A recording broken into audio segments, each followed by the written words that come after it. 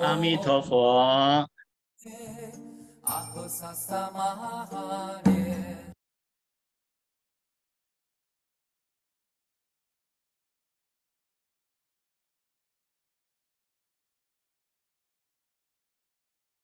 阿弥陀佛，世界各地的莲花童子们，大家早上好，午安，晚安。 Selamat malam, selamat datang bagi semua peserta.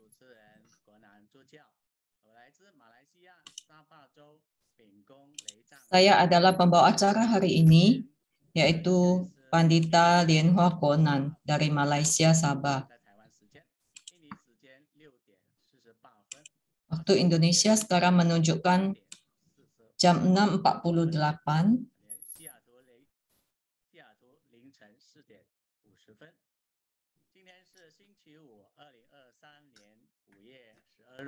Hari ini Jumat tanggal 12 Mei 2023. Dan untuk kelas kita ada 3 bahasa, yaitu Mandarin, bahasa Inggris, dan juga bahasa Indonesia.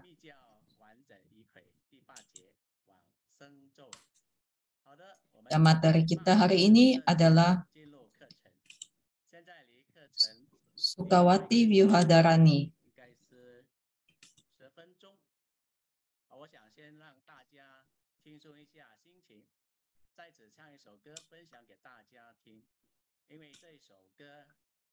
Masih ada waktu sebanyak 10 menit. Sebelum kelas kita mulai, saya ingin berbagi sebuah lagu yang liriknya disusun oleh Acarya Lian Fei.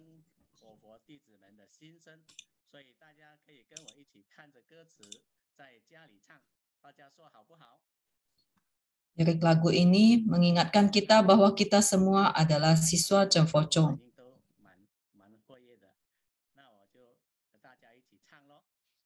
Marilah kita bersama-sama menyanyikannya.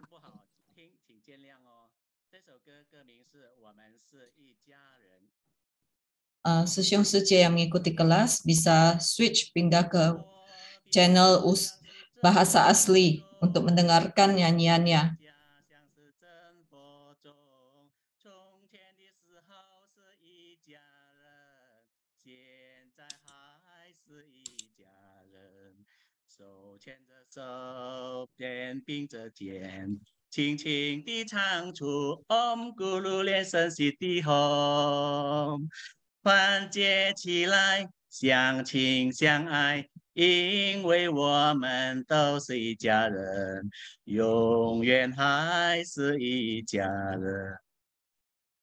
我的家长是真佛宗，你的家长是真佛宗。从前的时候是一家人，现在还是一家人。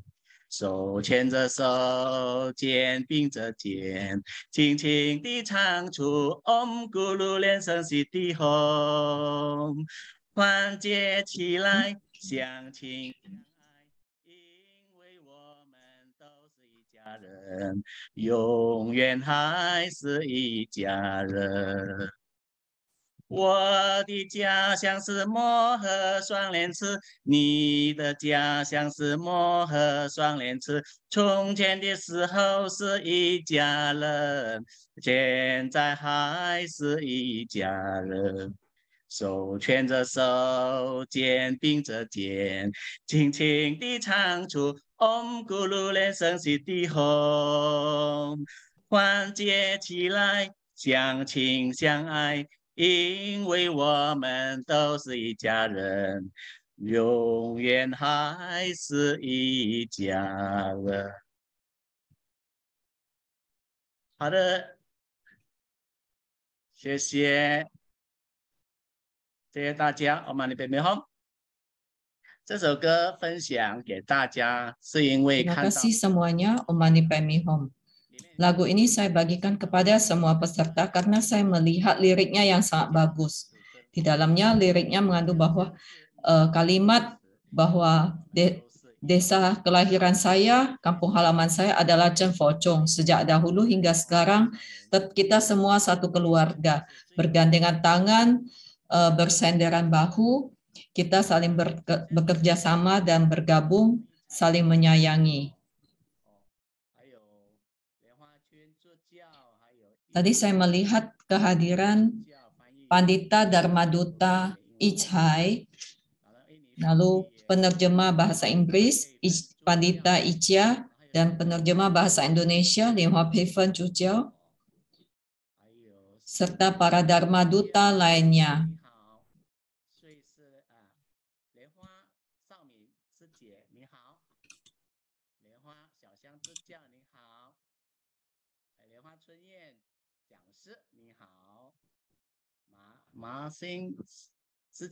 Selamat malam Pandita Dharma Duta Chunyen dari Vihara Karawaci.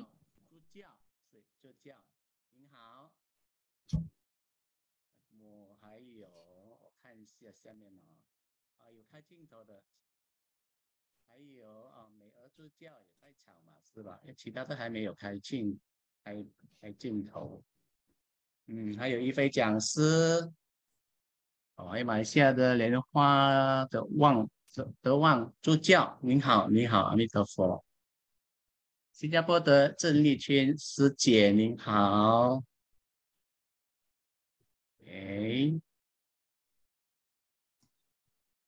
我的这个镜头好像是看不完全，不好意思。好的。那么欢迎大家参加今天的课程。 Baiklah, selamat datang kepada semua peserta yang telah bergabung. Teman-teman yang telah bergabung dalam Zoom, jika memungkinkan, bukalah kamera Anda supaya kita bisa saling mengenal. Karena kita semua juga adalah satu keluarga besar Chen Fo-chong. Waktunya tinggal 5 menit lagi menuju kelas kita dimulai. Dan dari TBF juga ada kelas Dharma Fashyethang setiap hari Rabu dan juga Sabtu.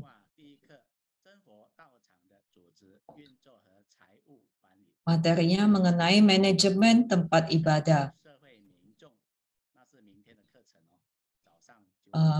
Kelas kedua adalah besok hari Sabtu jam 8 pagi waktu Indonesia Barat.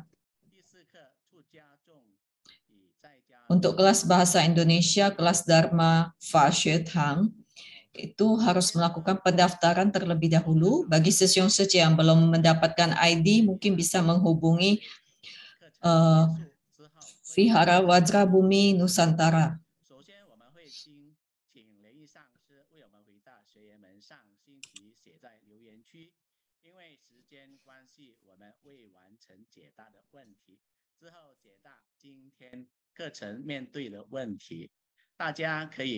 Pertama-tama kita akan mengundang Acarya Sulian'i untuk menjawab pertanyaan yang telah diajukan oleh peserta pada minggu lalu. Bagi peserta yang ingin menanyakan sesuatu kepada Acarya berkaitan dengan topik kita, boleh menuliskannya di kolom chat. Dan pertanyaan akan ditampung dan akan dijawab oleh Acarya.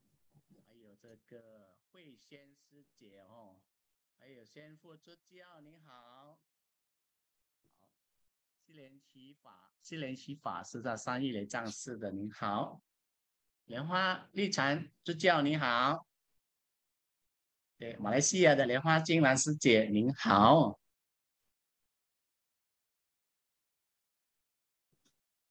接下来的我看还有其他的吗？还有建清师兄您好，建清师兄，自由师兄助教嘛是，还有姿荣助教是姿荣助教你好，还有伟盛向雷藏师啊，莲花伟盛，对。好，老钟师兄你好，老钟。还有这个莲花秀娟助教马来西亚的，你好，好的。看，好了，我们上课时间也差不多要到了哦，还有2分钟。 Sisa 2 menit lagi, kelas kita akan segera dimulai.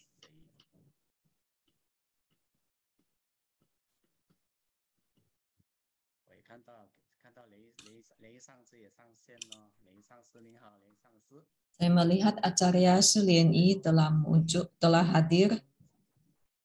主持人，我稍微 restart 一下我的那个这个电脑一下，我 restart 一下哈，因为有些等一下，好，等上司。还有慧仙师姐你好，还有这个 Sambil menunggu Acarya Suliani untuk merestart komputer, Pandita Kuoknan yang membawa acara menyapa satu persatu peserta Zoom yang telah hadir.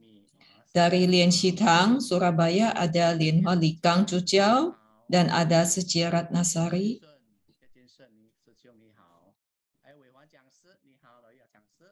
Ada Chen Jin Sun Cuciao, Chai Hong Cuciao, dan juga ada Wira Jiangshi. Acarya Lienjia juga telah hadir.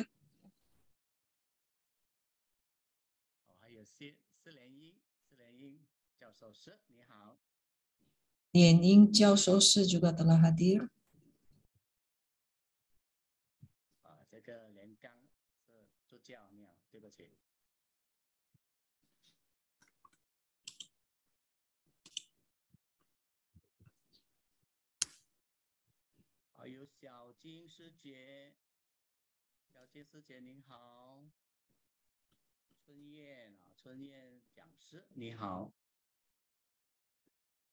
Selamat malam, Chun Yen Jiangshi.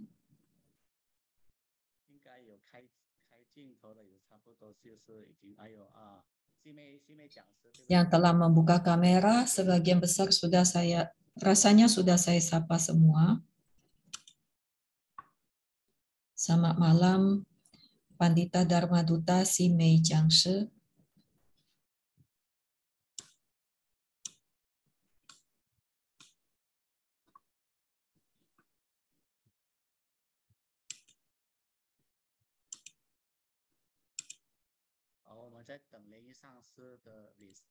Kita masih menanti Acarya Suliani yang merestart kembali komputernya.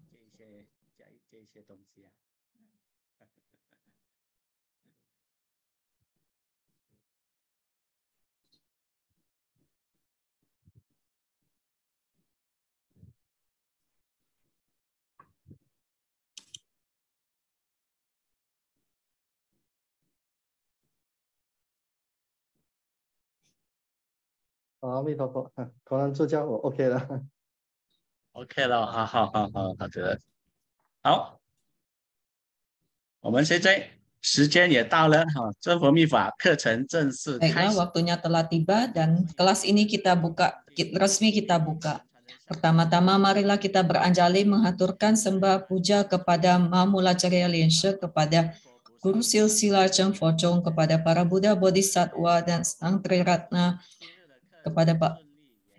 Kita memohon pemberkatan supaya kelas ini berlangsung dengan lancar dan semua mendapatkan manfaatnya dengan penuh sukacita. Marilah kita japa mantra mula guru. Om Kulo Lien Shen Siti Hom. Om Kulo Lien Shen Siti Hom. Om Kulo Lien Shen Siti Hom. Om Kulo Lien Shen Siti Hom. Om Kulo Lien Shen Siti Hom. Om Kulo Lien Shen Siti Hom. Om Kulo Lien Shen Siti Hom. Amitabha.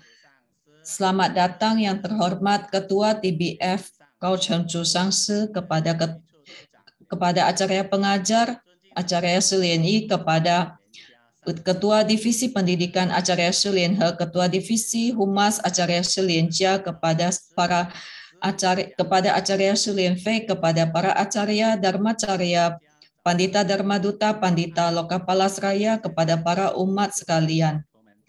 Selamat pagi, selamat siang, selamat malam.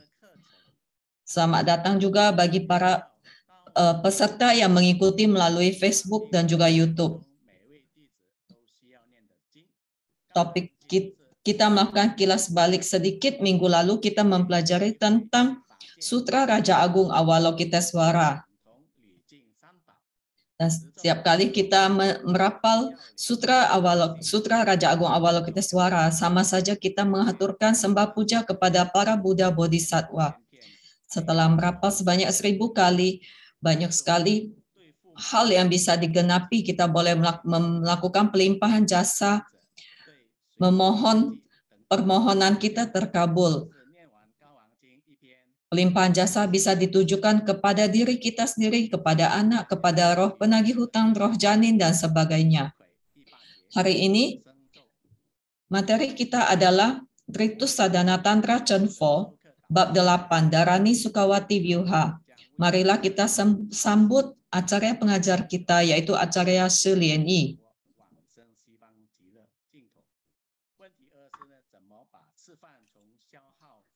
Ada beberapa topik utama yang akan dijawab, yaitu bagaimana menjamin kelahiran di Sukawati Loka.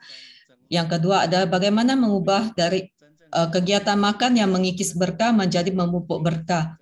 Yang ketiga, apakah itu vegetarian, apa itu non-vegetarian. Marilah kita bersama-sama mengikuti kelas ini untuk mendapatkan jawabannya.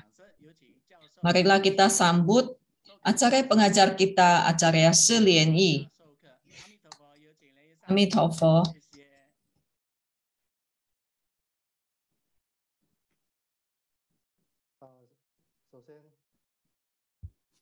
Pertama-tama, marilah kita beranjali, mengaturkan sembah puja kepada Mahamulacarya Lien Shen, kepada para guru silsila Chenpo Chung, kepada Sang Triratna di altar mandala, kepada para Dharmapala, Dakini, para dewa. Yang terhormat Ketua TBF Acarya Lianhua Chengcus, kepada Ketua Divisi Pendidikan Acarya Shi Lianhe, Ketua Divisi Humas Acarya Shi Lianjia, kepada Acarya Shi Lianfei, para Acarya Dharmacarya, Pandita Dharmaduta, Pandita Lokapala Seraya, pembawa acara Lianhua Kuo Nan Cuciao, kepada para penerjemah dan juga para peserta kelas. Amitabha. Hari ini kita melanjutkan materi kita, Sadhana Tantra Chenpo, bab ke-8, yaitu Dharani Sukawati Vyuha. Kita kilas balik sedikit tentang materi minggu lalu. Pertanyaan pertama. Sutra Raja Agung Avalokitesvara bukan dibabarkan melalui sabda Sang Buddha Sakyamuni. Dari manakah pembabaran sutra ini? Boleh menuliskan jawabannya di kolom chat.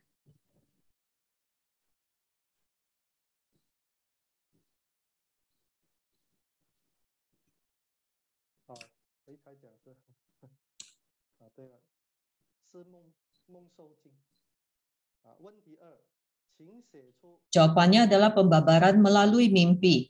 Pertanyaan kedua, sebutkan nama Buddha yang pertama kali disebutkan dalam Sutra Raja Agung Avalokitesvara.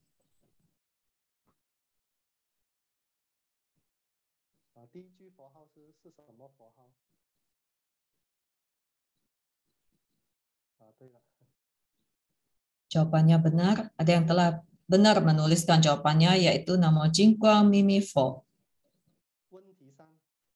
Pertanyaan ketiga. Sebutkan salah satu dari 8 metode tolak bala Chenpo Chung. Ada 8 metode tolak bala Chenpo Chung. Tuliskan salah satu saja juga boleh.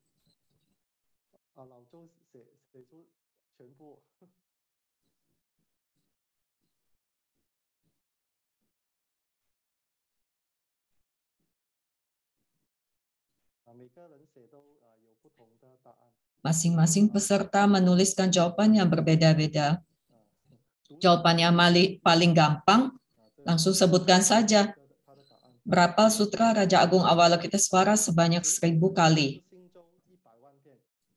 Yang kedua, merapal mantra Mulacarya sebanyak 1 juta kali. Yang ketiga, melatih sadhana pertobatan sebanyak 200 kali. Yang keempat, bernama skara, berpujana, membangun wihara, stupa, dan rupang Buddha. Kelima, merapal nama agung Buddha Bodhisattva hingga berkontak batin. Yang keenam, bermeditasi hingga memperoleh daya sila, samadhi, dan prajna. Yang ketujuh, mula cara melakukan substitusi karma. Yang kedelapan, menyatu dengan kesunyataan. Jadi kedelapan metode ini adalah 8 metode tolak bala Focong.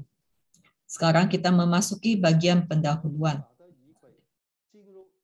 Ritus Sadhana Tantra Chenpo memasuki bab terakhir pada bagian pendahuluan, yaitu merapal Dharani Sukawati Vyuha sebanyak 7 kali. Marilah kita merapalnya bersama-sama. Namo Amito Poyeto Tajato Yeto Tiyetha Amilito Popi Amilito Sitam Popi Amilito Pijalanti Amilito Pijalanto Jamini Jajana Ceto Jali Soha.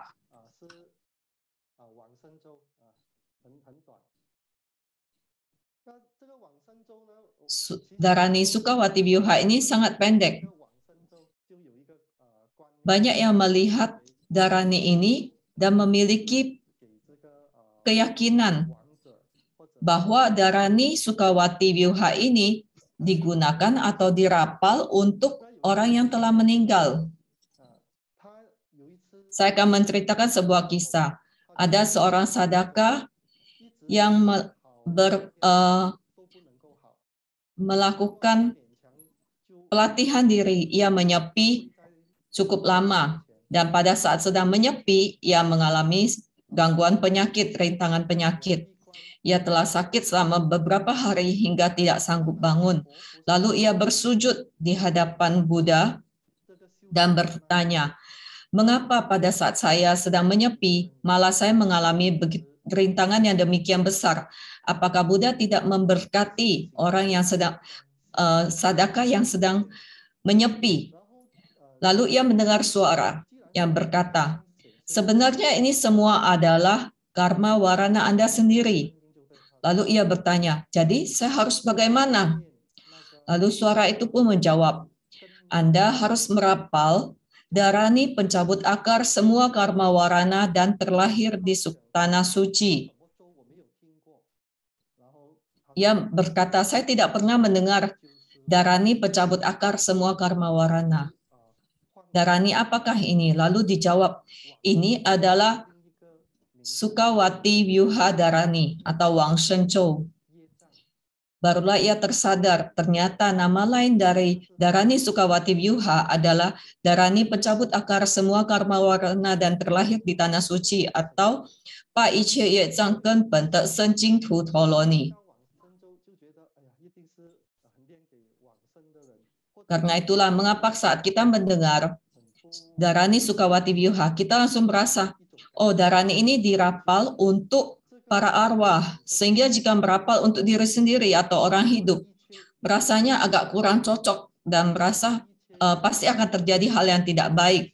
Sesungguhnya Dharani ini dirapal untuk mencabut akar semua karma warana dan terlahir di tanah suci. Jadi untuk kehidupan sekarang ada maknanya, yaitu mencabut akar dari semua karma warana. Sedangkan untuk kejadian setelah wafat, yaitu dapat terlahir di tanah suci. Jadi Dharani ini memiliki dua makna dan manfaat. Yang paling baik adalah merapal Dharani ini untuk mengikis karma warana kita sendiri.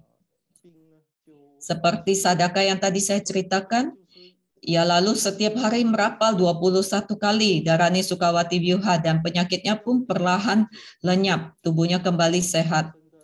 Jadi kita harus memahami Dharani ini pahalanya apa, maknanya apa.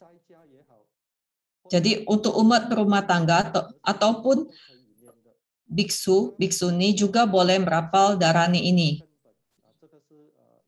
Dharani ini nama lainnya adalah Dharani pencabut akar semua karma warana dan terlahir di tanah suci. Untuk konteks pencabut akar semua karma warana ini adalah manfaat di kehidupan sekarang dan terlahir di tanah suci adalah manfaat setelah meninggal. Jadi Dharani ini juga bisa membantu kita mengikis karma di kehidupan kita sekarang ini.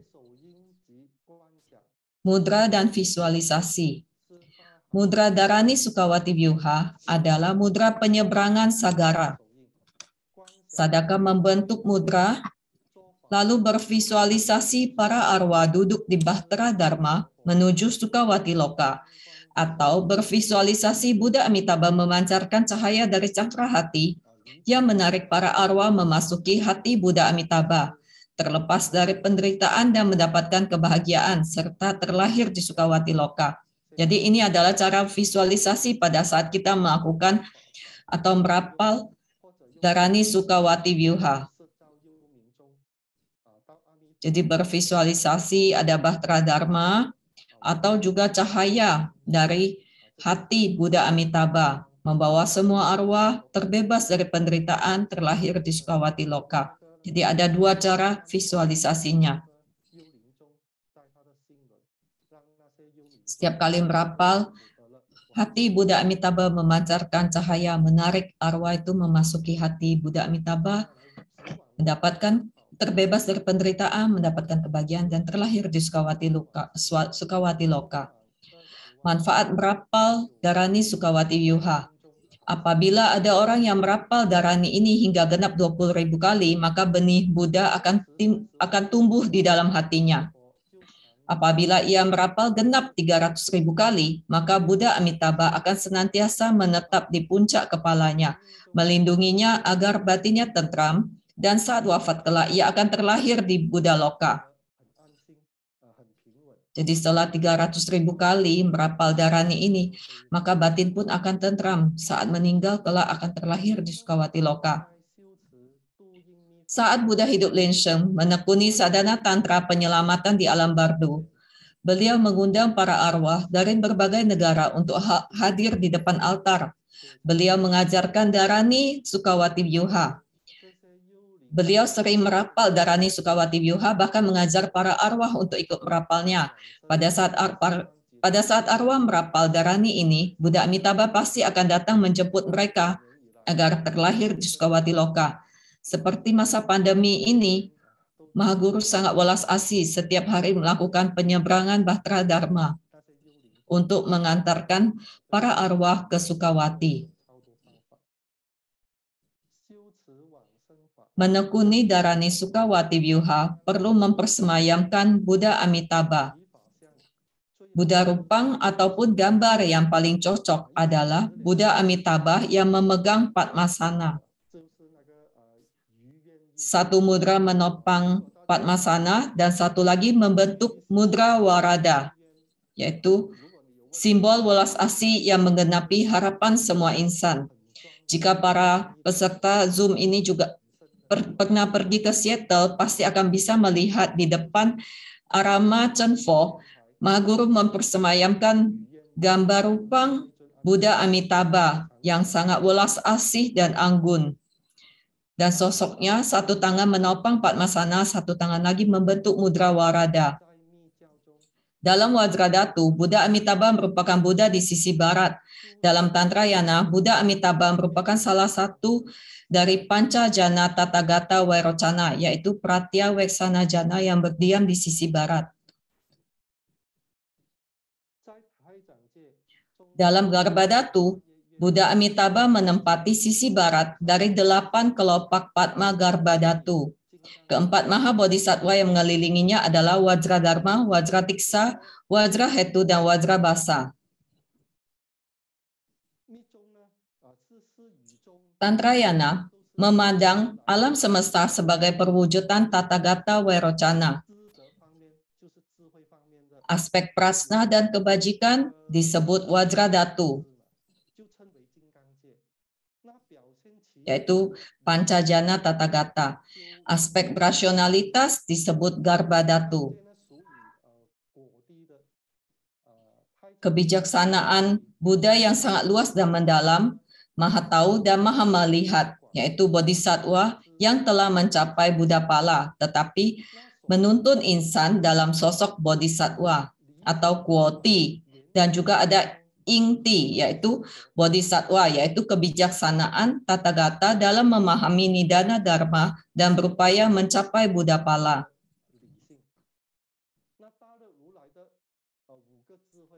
Pancajanani Tathagata Vairocana atau 5 kebijaksanaan Tathagata Yang pertama adalah Fajie Tisingzi atau Dharma Dhatu Wisudi Jana atau tubuh segenap Dharma Dhatu. Itu segenap Dharma yang tak terhingga, itu makna Dharma Dhatu.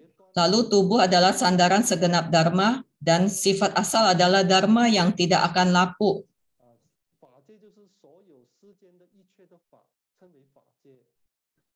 Jadi Dharma Dhatu adalah segenap Dharma yang tak terhingga.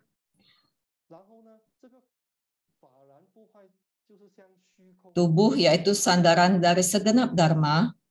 Dan sifat asal atau sing yaitu Dharma yang tidak akan lapuk. Jadi Fajie Tisingzi atau Dharma Dhatu Wisudi Jana adalah kebijaksanaan Buddha dalam memahami segenap Dharma yang luasnya tak terhingga. Yang kedua adalah Ta Yuan Jingzi atau Adarsa Jana, yaitu kebijaksanaan Buddha dalam mengamati segala fenomena, sanggup memahami segalanya, kebijaksanaan yang suci bercahaya sempurna, menembusi segalanya, laksana cermin besar yang menyinari semua insan. Jadi apapun yang muncul di hadapannya bisa ia pantulkan dan munculkan sosoknya. Tidak ada yang tidak diketahuinya, Maha Tahu. Inilah yang disebut Adarsa Jana atau Ta Yuan Jingzi. Yang ketiga adalah Pingten Xingzhi atau Samatha Jana, yaitu kebijaksanaan Buddha dalam memperlakukan semua insan dengan setara, tiada keakuan, mengasihi semua insan tanpa pamrih. Jadi tidak ada keakuan dan semuanya setara. Karena itulah para Buddha mengasihi semua insan dengan setara. Ini adalah Samatha Jana. Yang keempat adalah Kirtiya Nustana Jana atau Chen Shuo Zhi, yaitu kebijaksanaan Buddha dalam menggenapi segala upaya memberi manfaat bagi semua insan. Jadi seperti upaya Kausalya menemui insan yang berbeda, para Buddha mengetahui harus menggunakan metode apa. Yang kelima adalah Miao Guan Cha-zhi atau Pratya Weksana Jana, yaitu kebijaksanaan Buddha dalam mengamati segenap Dharma dan insan, memahami bakat para insan, serta metode yang tepat untuk menuntun insan tersebut dalam melatih diri dari awam menjadi suci, mampu mengamati dengan jelas semua nidana pada kondisi luar batin dan mengubahnya, tidak terpengaruh oleh kondisi luar batin, sehingga dapat dikatakan bahwa batin yang dapat mengubah kondisi itulah Tathagata. Jadi inilah Pratya Weksana Jana, karena memiliki daya pengamatan yang luar biasa yang sangat agung, jadi bisa mengamati kondisi setiap insan dan memahami nidana dari setiap kejadian sehingga tidak akan terpengaruh oleh kondisi di luar batin. Bagi seorang sadaka, transformasi batin sangatlah penting. Bagaimana batin kita bisa mengubah setiap kondisi. Saya teringat sebuah kisah. Dahulu sebelum ada ditemukan sepatu, semua orang berjalan kaki dengan kaki telanjang, berjalan dengan kaki telanjang. Di sebuah negara, ada seorang menteri yang sangat pintar.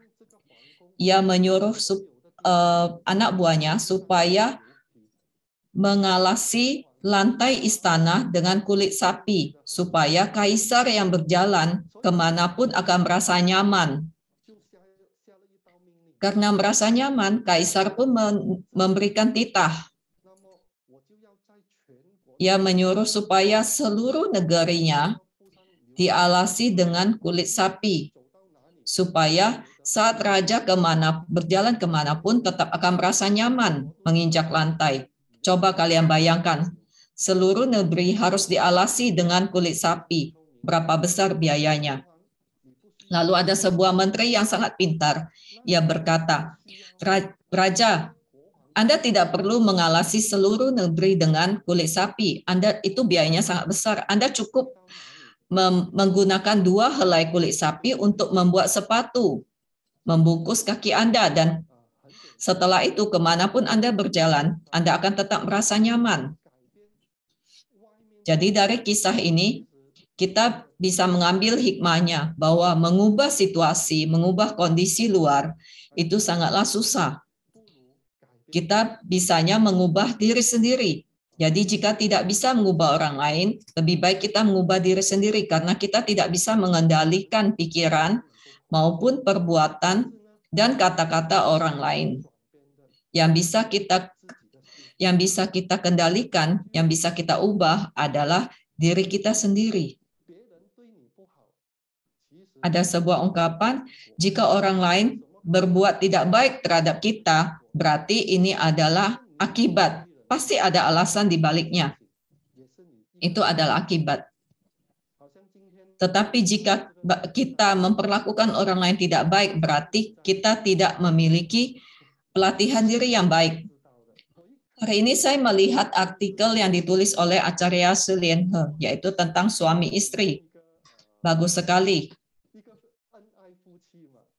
Ada sebuah kisah tentang suami istri yang saling menyayangi. Lalu wartawan bertanya pada suaminya, apakah ada kelemahan atau kekurangan istri Anda? Lalu sang suami berkata, kekurangan istri saya sangat banyak. Lalu ditanya lagi, bagaimana dengan kelebihan istri Anda? Kelebihan istri saya sangat sedikit seperti matahari. Jadi bagaimana kalian bisa sangat awet? Lalu sang suami berkata, saat matahari terbit, semuanya tertutup oleh cahaya matahari. Jadi kabut semua hilang begitu ada cahaya matahari. Jadi sesungguhnya kita harus sering menghargai kelebihan orang lain. Dan itulah yang diperbesar atau yang dianggap lebih penting. Kelebihan orang lain lebih penting daripada kekurangannya. Jadi dalam setiap hal, seringkali jika kita ingin mengubah orang lain, itu adalah hal yang sangat sulit. Hubungan di antar manusia sangat unik. Setiap orang memiliki nidana yang berbeda-beda dengan orang lain. Baik dengan teman maupun saudara. Jadi hubungan antar manusia itu sangat unik. Dan saat berkontak atau berelasi, berhubungan dengan orang lain, kita akan menemukan bahwa setiap orang memiliki kelebihan dan kekurangannya masing-masing. Jadi lebih baik kita fokus pada kelebihannya. Mahaguru juga pernah berkata, jika kita senantiasa mengingat kekurangan orang lain, maka kita adalah tong sampah. Karena semua hal jelek dari orang lain, kita tampung dan masukkan dalam diri kita. Tetapi jika kita senantiasa melihat kelebihan orang lain, maka kita adalah pot harta, yaitu penuh dengan hal-hal baik.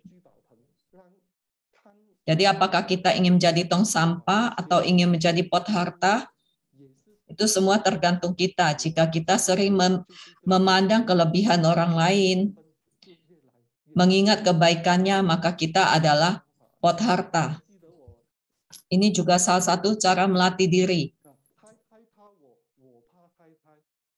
Apakah pernah mendengar kisah saya yang berkata, istri saya takut pada saya dan saya juga takut pada istri saya. Jadi itu adalah masalah hubungan antara suami istri atau hubungan dengan orang lain. Terkadang dalam berhubungan dengan orang lain, seringkali ada beberapa sudut pandang yang berbeda seperti satu kalimat. Tai Tai Pawo, istri saya takut pada saya, tetapi jika dibaca terbalik, wo pa tai tai atau saya takut pada istri saya. Jadi sudut pandang itu juga bisa menentukan sikap orang. Setiap orang memiliki sudut pandang yang berbeda-beda.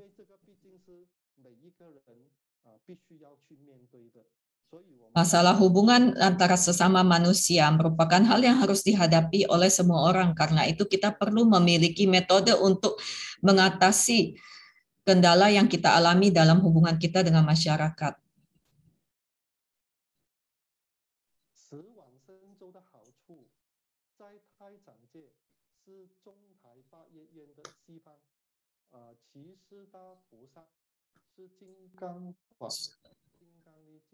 Di Sukawati Loka ada Catur Buddha Loka atau 4 tanah suci, 9 tingkat kelahiran Padma, 25 bodhisatwa penjemputan, dan merupakan Buddha Loka yang sangat agung.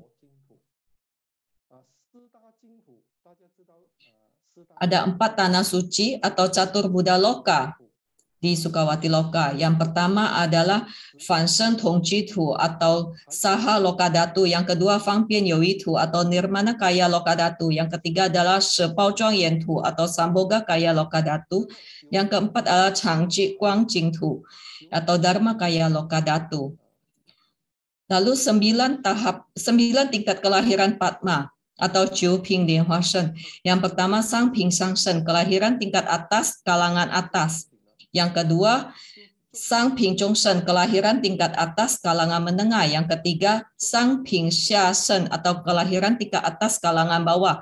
Yang keempat, Zhong Ping Sang Shen atau kelahiran tingkat menengah, kalangan atas. Yang kelima, Zhong Ping Zhong Shen atau kelahiran tingkat menengah, kalangan menengah. Keenam, Zhong Ping Xia Shen, kelahiran tingkat menengah, kalangan bawah. Yang ketujuh, Xia Ping Sang Shen, kelahiran tingkat bawah, kalangan atas. Yang kedelapan, Xia Ping Zhong Shen, kelahiran tingkat bawah, kalangan menengah. Yang kesembilan, Xia Ping Xia Shen atau kelahiran tingkat bawah, kalangan bawah. Dharma Desana Buddha Hidup Lian Sheng. Apabila ada orang yang menekuni sadhana Sukawati Vyuha Dharani sekali atau 2 kali dalam sehari, merapal tanpa terputus, pasti ia akan terlahir di Buddha Loka Buddha Amitabha. Seseorang yang berlindung kepada Buddha Amitabha harus senantiasa melafal nama agung Buddha Amitabha, berapal mantra hati Buddha Amitabha, menekuni sadhana Yidam Yoga Buddha Amitabha, atau menekuni Dharani Sukawati Vyuha. Maka sesuai ikrar dari Buddha Amitabha, ia akan mudah terlahir di Sukawati Loka. Cara yang paling sederhana adalah melafal nama agung Buddha Amitabha. Seperti yang dikatakan oleh Ma Guru Lian Sheng, untuk umat yang telah berusia lanjut, terkadang sulit untuk menekuni sadhana karena harus membentuk mudra, bervisualisasi, dan sebagainya. Itu membutuhkan upaya lebih. Jadi untuk siswa Cheng Fo Chung yang telah berusia lanjut, Ma Guru menyarankan untuk melafalkan nama agung Buddha Amitabha atau melafal Namo Amitofo. Pahala Dharani Sukawati Vyuha sangatlah besar. Dharani ini boleh dirapal setiap saat, tanpa membedakan semua makhluk, baik yang hidup maupun mati, serta boleh dirapal di mana saja dan kapan saja. Seperti yang tadi telah saya sebutkan, Dharani ini memiliki pahala yang sangat besar untuk kita yang masih hidup, yaitu bisa mengikis karma. Dan juga memiliki manfaat yang besar untuk mereka yang telah wafat, yaitu bisa menyeberangkan. Dharma Desana Buddha Hidup Lian Sheng. Ketenangan mendatangkan kesucian. Tatkala batin Anda tenang, maka seluruh dunia pun akan suci bercahaya. Toilet pun suci, tubuh pun suci. Dimanapun boleh merapal mantra. Jadi merapal mantra itu tidak ada pantangannya di mana boleh merapal, di mana tidak boleh. Asalkan batin Anda suci, dimanapun boleh merapal mantra. Ada ungkapan, Xin Yu Guang Ming, Shi Jie Ju Guang Ming, batin bercahaya, maka dunia pun akan bercahaya. Orang yang memiliki hati yang baik, memiliki welas asih, maka batinnya bercahaya. Jadi cahaya itu bukan hanya kelebihan dari Buddha Bodhisattva saja, maksudnya bukan cuma Buddha Bodhisattva saja yang bisa memancarkan cahaya. Jika orang memiliki hati yang baik dan welas asih, maka batinnya pun memancarkan cahaya.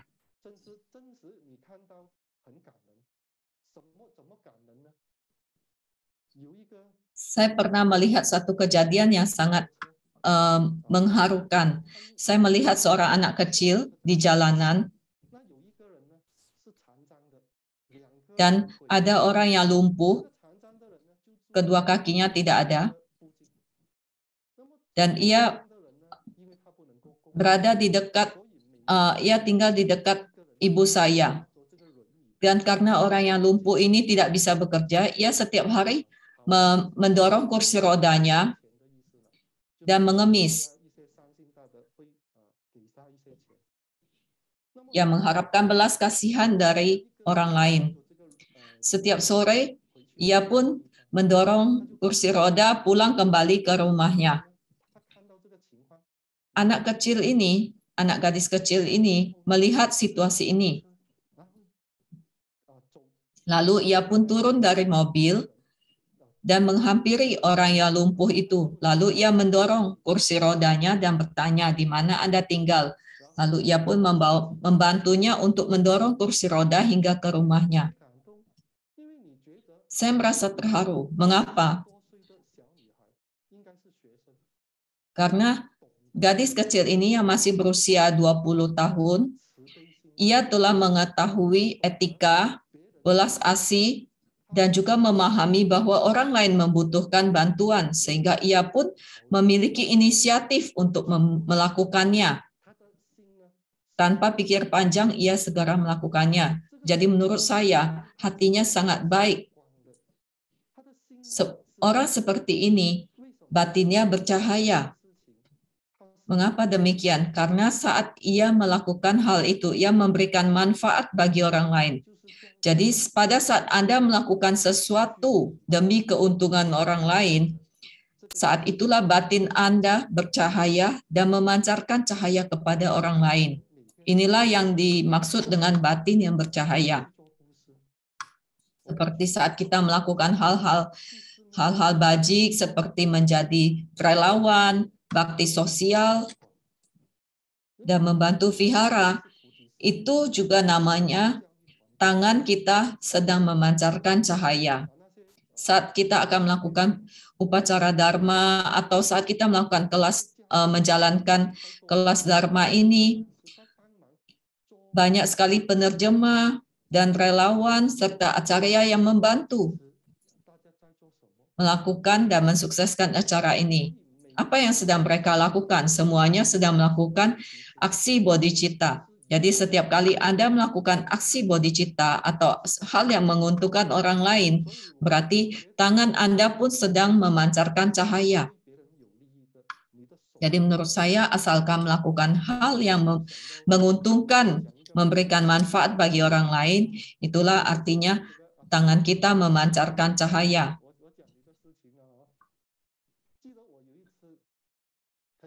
Saya teringat, saya ingin menceritakan sedikit kisah tentang Pandita Chu Yin.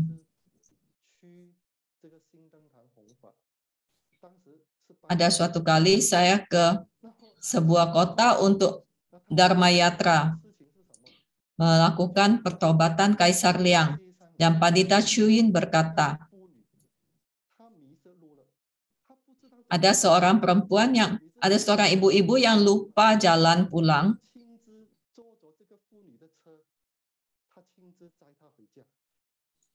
Lalu apa yang dilakukan oleh Pandita Chu Yin? Ia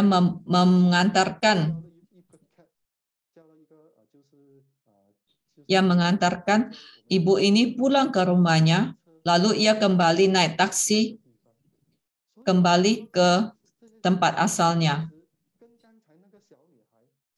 Saat saya mendengar kisah ini, bagi saya apa yang dilakukan oleh Pandita Chu Yin tidak jauh berbeda atau sama saja dengan gadis yang tadi saya ceritakan.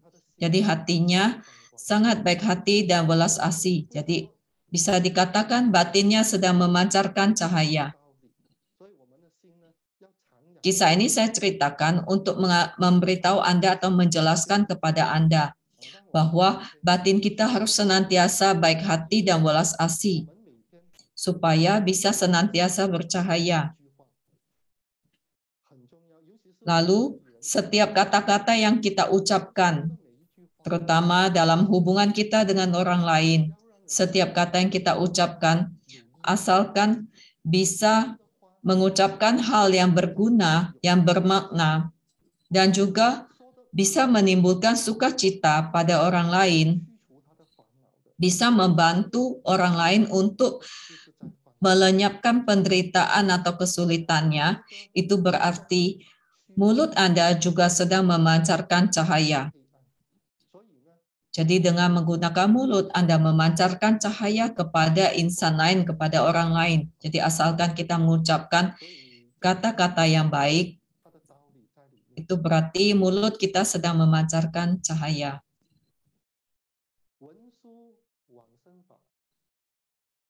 Selanjutnya, metode penyeberangan Manjusri.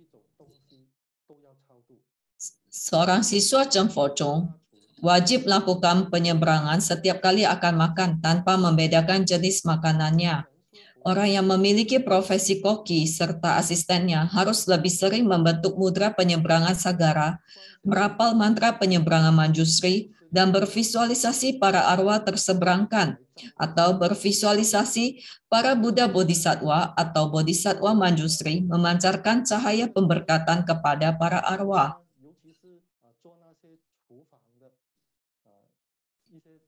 Jadi metode penyeberangan Manjusri ini terutama wajib dilakukan oleh koki dan asistennya atau semua yang bekerja dalam dunia kuliner.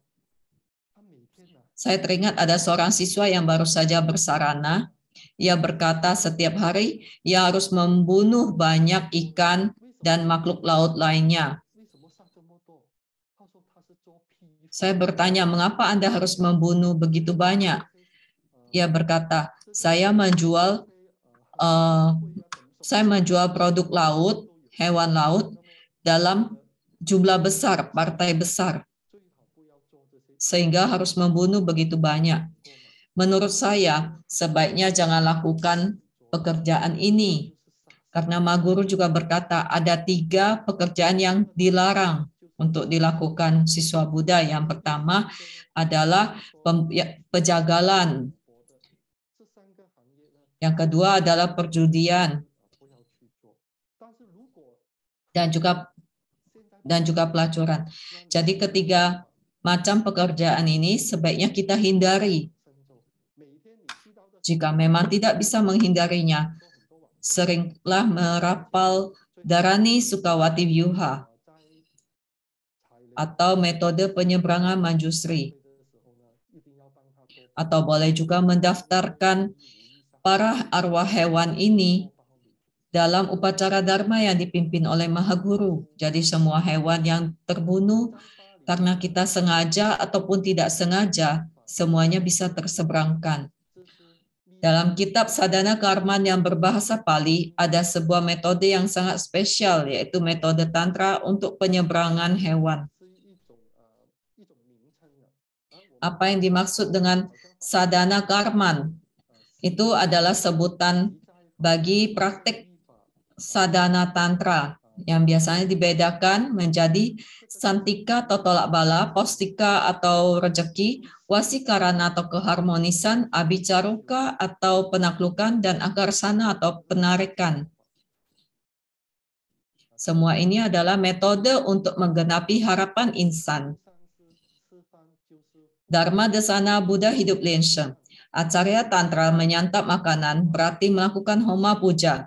Sebelum menyantap makanan, acarya bervisualisasi makanan tersebut berubah menjadi banyak, setinggi Gunung Semeru untuk makanan padat, atau sedalam samudra untuk makanan cair, dan semuanya dipersembahkan kepada para Buddha di 10 penjuru dan trimasa, serta dengan penuh welas asih diberikan sebagai sedekah bagi makhluk satgati.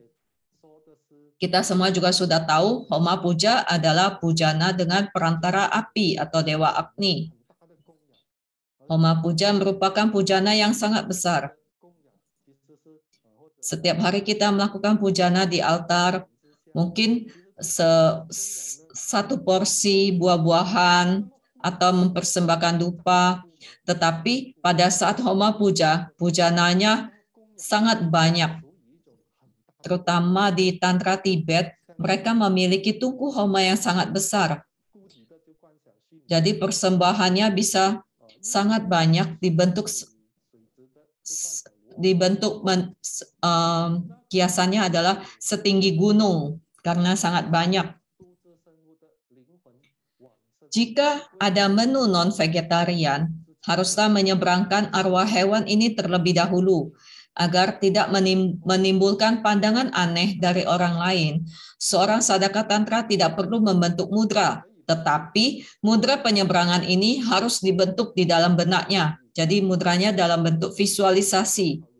Jika cuma sendirian, tidak ada orang lain, tentu saja kita membentuk mudra. Tetapi jika sedang banyak orang lain, dan juga banyak yang bukan siswa Cemfocong atau bukan sadaka tantra, maka mudra ini kita bentuk dengan visualisasi.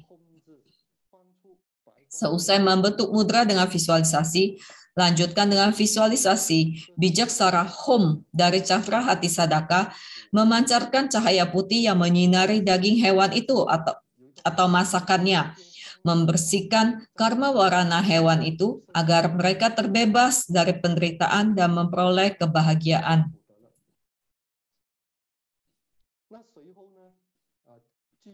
Kemudian bervisualisasi daging itu menyatu dan berubah menjadi sosok asalnya. Jadi misalnya daging sapi menjadi sosok sapi, daging kambing menjadi kambing, daging ayam menjadi ayam, daging ikan menjadi ikan, dan sebagainya. Jadi kembali ke sosok hewan asalnya yang utuh. Karena karma warananya telah lenyap, maka arwah para hewan ini dapat naik ke angkasa, terlahir di Sukawati Loka.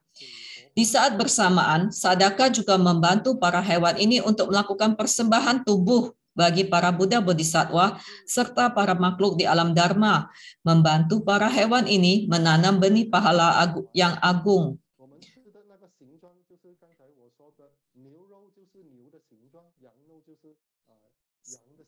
Boleh juga kita bervisualisasi Bahtera Dharma, hewan yang telah menjadi sosoknya yang utuh, naik di atas Bahtera Dharma itu dan terseberangkan. Kita membentuk mudra penyeberangan sagara, berapal mantra penyeberangan Manjusri, Om Apela Hum Kancala Soha sebanyak 7 kali. Visualisasikan saja memasuki angkasa, sudah cukup. Tadi disebutkan bahwa dengan metode ini sadaka membantu para hewan melakukan persembahan tubuh. Jadi para hewan itu kita bantu supaya mereka ibaratnya mereka telah mempersembahkan diri mereka sendiri kepada para Buddha, Bodhisattva, dan para makhluk di alam Dharma, sehingga mereka pun menanam benih pahala yang agung. Setelah itu kita merapal mantra penyeberangan Manjusri, Om Apela Hum Kancala Soha sebanyak 7 kali. Seusai melakukan metode ini, sadaka boleh mulai menyantap makanan. Pada saat ini, makanan itu tidak lagi mengandung nyawa, melainkan hanya bahan makanan. Nyawa para hewan tersebut telah diseberangkan dan dipersembahkan oleh sadaka dengan bantuan daya bala para Buddha. Jadi setelah kita seberangkan, makanan ini hanya tinggal sosok atau jasad yang tidak bernyawa lagi. Dengan demikian, arwah para hewan ini, mereka juga akan berterima kasih kepada kita.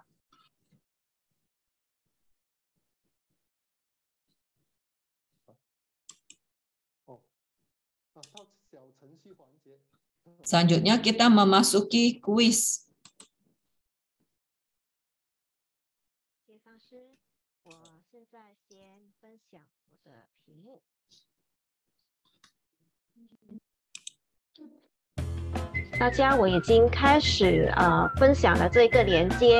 Kita serahkan kepada Pandita Lian Chujiao.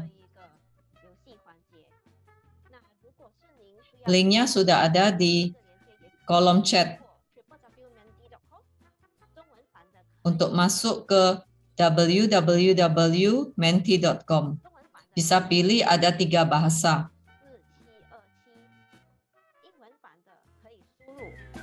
4658 374印尼粉呢，可以输入13045732。那这里给大家大约1分钟的时间 Kita 来。 beri satu menit waktu untuk masuk ke layar Mentimeter dan mengisi nama Anda. Bagaimana pelajaran telah Anda dapatkan? Tadi acara SLNI telah menceritakan banyak kisah terkait dengan Dharani Sukawati Vyuha. Dan semua ini juga bisa membantu menambah pengetahuan kita. Dan kita harus mengingat apa yang dikatakan oleh Acarya LNI tentang Dharma Desana Guru, yaitu tong sampah atau pot harta.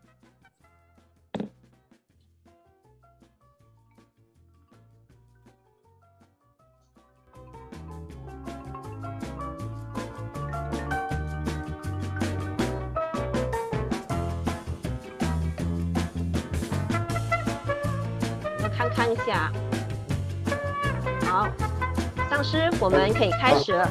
Baiklah, kita boleh mulai pertanyaannya. Pertanyaan pertama, apakah manfaat merapal Dharani Sukawati Vyuha? Yang pertama, A. Rezeki lancar, B. Terlahir di Sukawati Loka, C. Banyak penolong.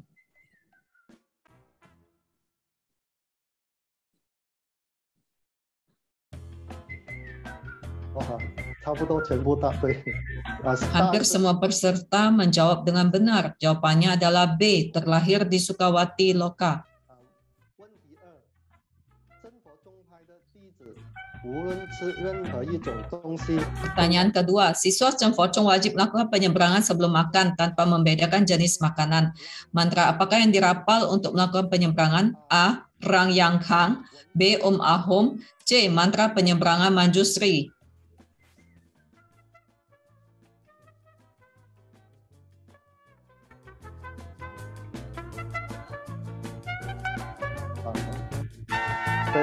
C 答案是 C 文殊往生咒。 Jawaban yang benar adalah C. Mantra penyeberangan Manjusri. 第一个环节已经结束了，我们来看一下大家的评分是如何呢？ Coba kita lihat perolehan nilai peserta. 中文版暂时我们有莲花冠廷点 Untuk kelas Mandarin, pemenangnya adalah Lien Hua Kuan Yen. 我们看一下印尼版有谁？ Untuk peringkat Indonesia, pemenangnya adalah Ethan. Oh, sorry, Betty. 好，英文的我们 Suci Betty. 这就是 Untuk bahasa Inggris hanya ada satu peserta, yaitu Suci Xiang. 好，谢谢大家。上师姐，好，谢谢大家参与，我们现在就交回给莲妮上师继续 Terima 教。 kasih atas partisipasi kalian semua, dan kita lanjutkan kelas ini. 好，密宗的荤素，外人分别荤素，因为人们不懂得心要不住以相的 Konsep vegetarian dalam Tantra Yana.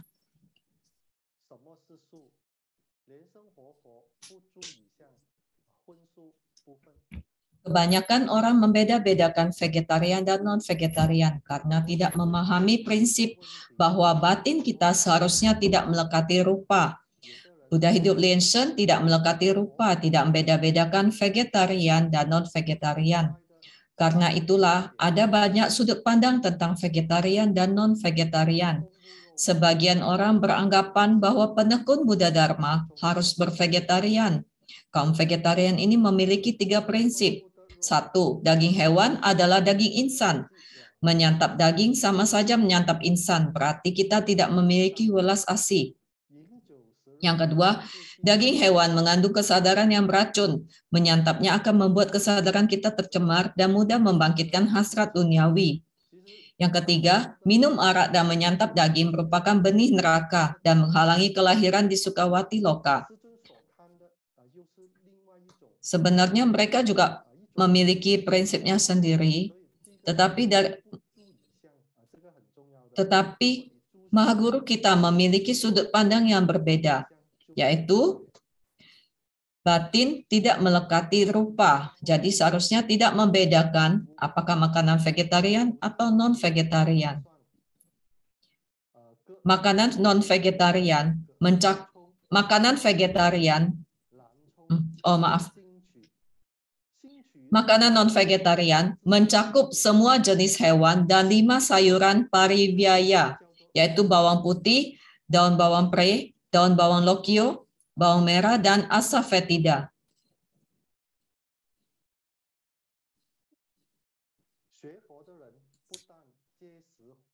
Penekun Buddha Dharma harus menghindari makanan non-vegetarian serta panca parivyaya. Karena kelima macam tanaman ini, baik dimakan dalam kondisi matang maupun mentah, dapat meningkatkan hawa nafsu, dan hawa nafsu yang diiringi dengan tindakan keliru dan kegelapan batin dapat menciptakan karma buruk. Ini adalah sudut pandang dari kaum vegetarian.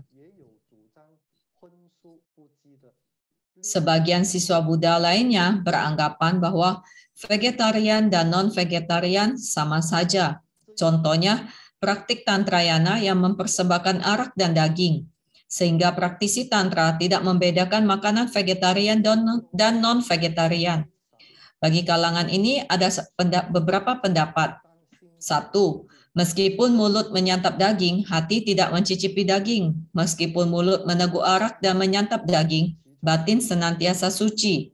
Yang kedua, kaum vegetarian tetap makan nasi, makan sayuran, dan minum air, yang di dalamnya terdapat mikroorganisme yang tak terhitung jumlahnya, sehingga mereka pun tidak luput dari karma warana. Yang ketiga, Tantrayana memiliki metode penyeberangan hewan yang spesial. Praktik ini merupakan wujud welas asih. Arwah kembali ke arwah, dan daging hanya tinggal daging.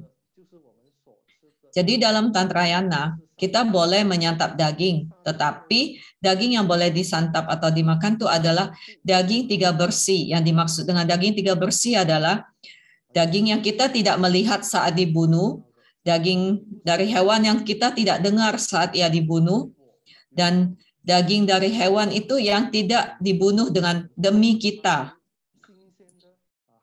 Terkadang banyak orang yang suka makan seafood yang masih segar. Jadi ia memilih ikan yang masih hidup, yang sedang berenang, langsung dipilih, oh saya mau yang ini gitu. Lalu ikan itu jika dipotong berarti itu sudah bukan daging 3 bersih karena ia dibunuh demi kita. Jadi harus tidak kita lihat, tidak kita dengar, dan juga tidak dibunuh demi kita. Pandangan Buddha hidup Liansheng tentang konsep vegetarian. Dharma Desana Buddha hidup Liansheng terkait konsep vegetarian.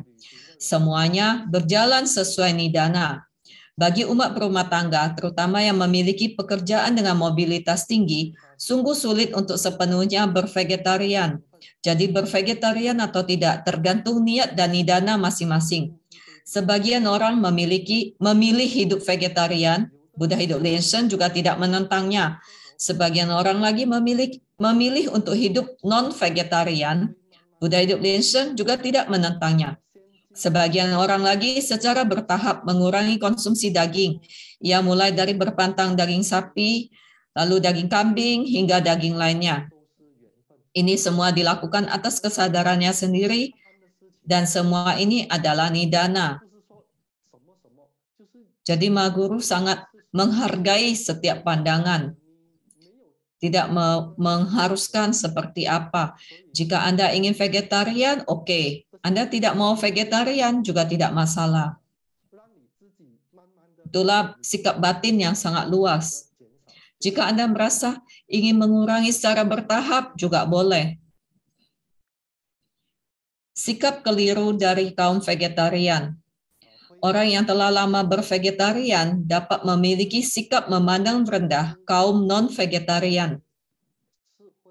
Hal ini timbul dari keyakinannya bahwa menyantap makanan vegetarian tidak berdosa, sedangkan menyantap makanan non-vegetarian berdosa. Jadi ia mentertawakan orang yang non-vegetarian dan di hatinya perlahan-lahan timbul kesombongan. Karena itulah kaum vegetarian tidak boleh mengkritik kaum non-vegetarian agar tidak timbul kesombongan. Terkadang menemui masalah ini, saya teringat sebuah kisah. Saat saya baru bersarana, saat sedang makan, dan ada makanan yang non-vegetarian, lalu ada kalangan Mahayana yang melihat. Lalu ia mendekati saya dan memberikan sebuah sutra.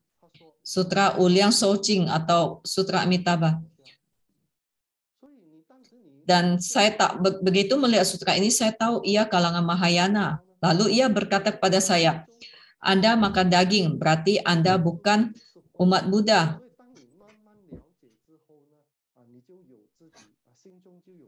Saya lalu menjelaskan mengapa dalam Tantra tidak ada keharusan vegetarian. Jika Anda telah memahami semua ini, dan batin, semuanya berasal dari batin, maka semuanya juga akan menjadi suci. Jadi Maguru juga pernah berkata, mulut vegetarian, tetapi hati tidak vegetarian, itu tidak boleh. Tantra berbeda dengan Mahayana. Mahayana memang mengharuskan vegetarian, tetapi Tantra tidak. Ada makna mendalam, ada makna yang terkandung di dalamnya. Dalam Tantra, boleh makan daging, yaitu daging tiga bersih, yaitu tidak hewan yang tidak kita lihat saat dibunuh, tidak kita dengar saat dibunuh, dan juga tidak dibunuh demi kita. Lalu setelah dihidangkan, kita harus melakukan penyeberangan, lalu mempersembahkannya kepada para Buddha Bodhisattva dan makhluk di segenap alam. Inilah metode Tantra. Buddha hidup Lenshan tidak menentang kaum vegetarian, juga tidak menentang kaum non-vegetarian. Seorang acarya sejati memiliki kemampuan membunuh hewan dan menyeberangkannya ke Sukawati Loka. Membunuh hewan ini dilakukan bukan demi diri sendiri, melainkan demi menolong orang lain. Tindakan ini tidaklah berdosa. Seperti sebuah kisah Sang Buddha, yaitu dulu Sang Buddha pernah membunuh. Pada suatu masa, Sang Buddha pernah terlahir sebagai seorang sadaka yang memiliki abhisna. Dan pada saat itu ia menaiki kapal bersama dengan 500 orang pedagang yang memiliki abhisna atau kemampuan gaib. Dan ia mengamati bahwa kapten kapal mengetahui bahwa 500 pedagang ini kaya, sehingga memiliki niat tidak baik, niat jahat untuk membunuh 500 pedagang ini. Sang Buddha mengetahui niat dari kapten kapal ini.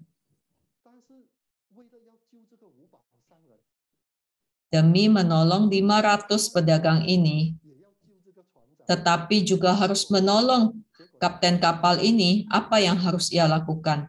Terpaksa Sang Buddha membunuh kapten kapal ini. Dengan membunuh kapten kapal ini telah menyelamatkan 500 pedagang. Mengapa hal ini terpaksa dilakukan? Karena jika kapten kapal ini membunuh 500 pedagang ini, maka ia telah membunuh manifestasi atau kelahiran dari para Buddha Bodhisattva, dan ia akan terjerumus ke dalam neraka Avici. Karena itulah Sang Buddha terpaksa membunuh kapten kapal ini untuk menolong 500 pedagang ini, dan juga menyeberangkan atau menolong kapten kapal ini supaya ia tidak terjerumus ke dalam neraka Avici. Sang Buddha sanggup membunuhnya dan juga menyeberangkannya ke tanah suci. Meskipun melakukan pembunuhan, tetapi motifnya adalah kebaikan. Jadi ini merupakan wujud welas asih Sang Buddha.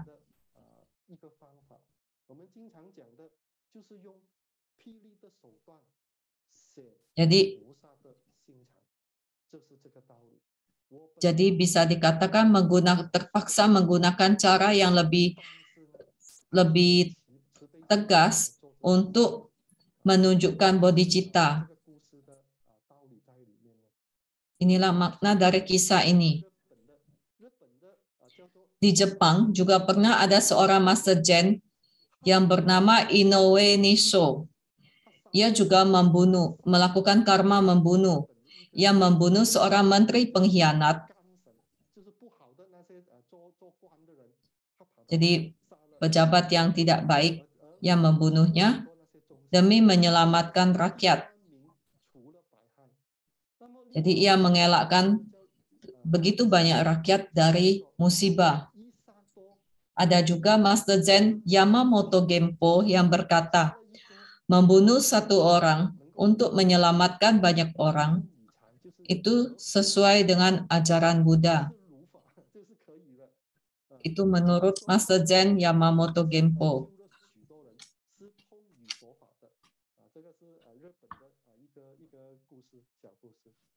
Ini adalah kisah dari Jepang.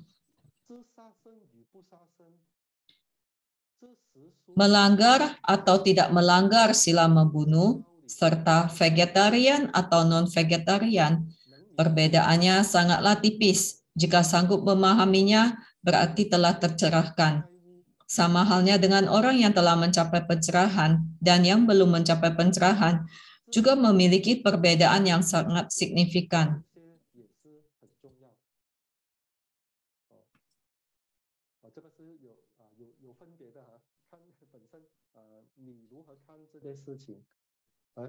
Jadi ada perbedaan. Jadi bagaimana cara kita memandangnya. Sekarang kita memasuki kuis sesi 2, kita serahkan kepada Pandita Lien.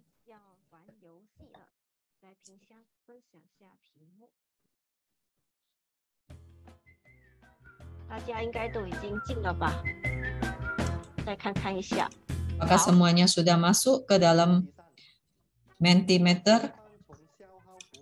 Pertanyaan ketiga. Manakah metode yang keliru dari transformasi menghabiskan berkah menjadi menabung berkah pada saat makan?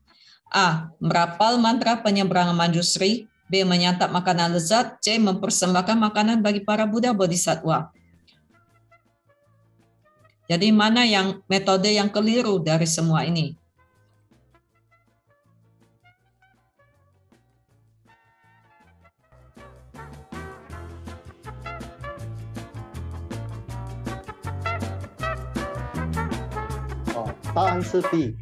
Jawabannya adalah B. Pertanyaan keempat. Manakah yang bukan makna sesungguhnya dari vegetarian? A. Batin tidak membeda-bedakan. B. Batin tidak melekati rupa. C. Penuh perhitungan dan kemelekatan.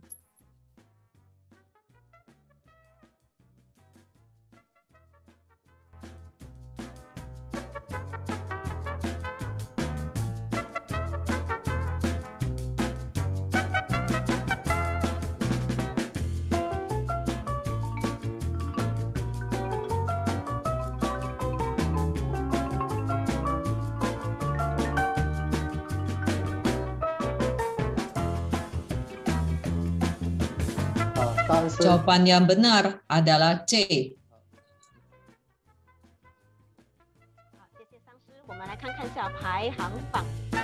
Terima kasih Acarya Suliani. Kita lihat perolehan skor. Untuk kelas Mandarin, nilai tertinggi adalah Lianhua Guanting. Untuk bahasa Inggris, masih tetap sama, Xiang.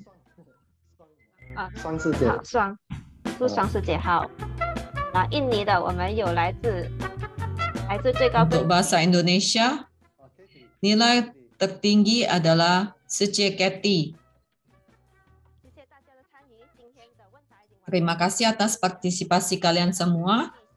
Kuis kita telah usai dan saya kembalikan kelas ini kepada Acarya Suliani. Selanjutnya, apakah makna non-vegetarian yang sesungguhnya? Sadaka terlalu mencintai seseorang. Kemelekatan adalah non-vegetarian. Yang kedua, sadaka terlalu mencintai uang, kendaraan, rumah, dan materi lainnya hingga tergila-gila. Semua materi ini adalah non-vegetarian. Yang ketiga, sadaka terlalu mencintai reputasi sehingga timbul keserakahan. Ini adalah non-vegetarian. Batin melekati rupa, semuanya adalah non-vegetarian.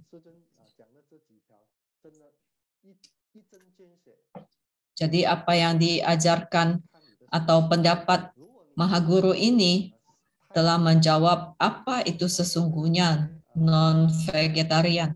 Jadi jika Anda melekati semua benda-benda duniawi, material duniawi, berarti non-vegetarian. Apakah makna vegetarian? Yang pertama, batin tidak membeda-bedakan, memperlakukan semua insan dengan setara. Inilah vegetarian. Yang kedua, batin tidak melekati rupa, semuanya adalah vegetarian. Jadi ini semua berkenaan dengan sikap batin kita.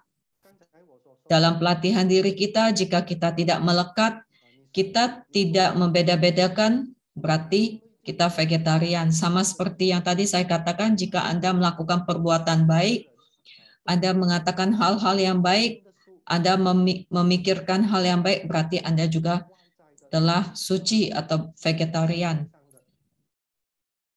Jadi vegetarian atau non-vegetarian bukan dilihat dari bendanya, tetapi dari konsep batin. Buddha Sakyamuni bersabda, seteguk air bersih mengandung 84.000 mikroorganisme. Jika tidak merapal mantra, berarti telah membunuh insan. Karena itulah Buddha Hidup Lenshem mengajar para siswa membentuk mudra penyeberangan sagara, merapal mantra penyeberangan manjusri, Om Apelahom Kancala Soha, bervisualisasi arwah hewan terbang memasuki angkasa, dan para Buddha Bodhisattva memancarkan cahaya pemberkatan. Welas asih bagi insan berarti welas asih bagi diri sendiri. Sadaka dapat membantu insan terlahir di tanah suci, sekaligus menjalin nidana dengan insan, serta kelak terlahir di Sukawati Loka. Jadi sejak dulu, Buddha Sakyamuni telah bersabda, seteguk air bersih mengandung 84.000 mikroorganisme.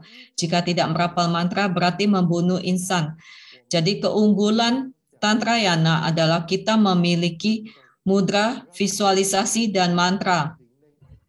Sehingga semua arwah hewan ini satu persatu dapat mendapatkan pancaran cahaya pemberkatan dari mantra Buddha Bodhisattva dan bisa menanamkan benih Buddha dalam diri mereka dan mereka pun bisa terseberangkan terlahir di tanah suci. Ini merupakan satu keunggulan dari Tantra.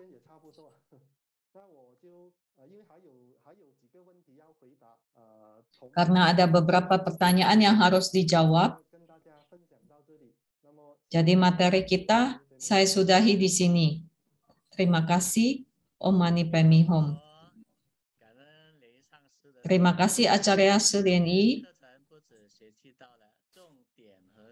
Hari ini kelas kita telah mengajarkan kita tidak hanya makna utama dari Dharani Sukawati Vyuha dan juga manfaatnya, tetapi juga mempelajari bagaimana cara membentuk mudra penyeberangan sagara, bervisualisasi mengantarkan para arwah hewan menaiki Bahtera Dharma, terlahir di Sukawati Loka, dan juga pahala dari Dharani Sukawati Vyuha yang sangat agung dan setiap saat boleh dijapa dan dirapal, dimanapun boleh dirapal.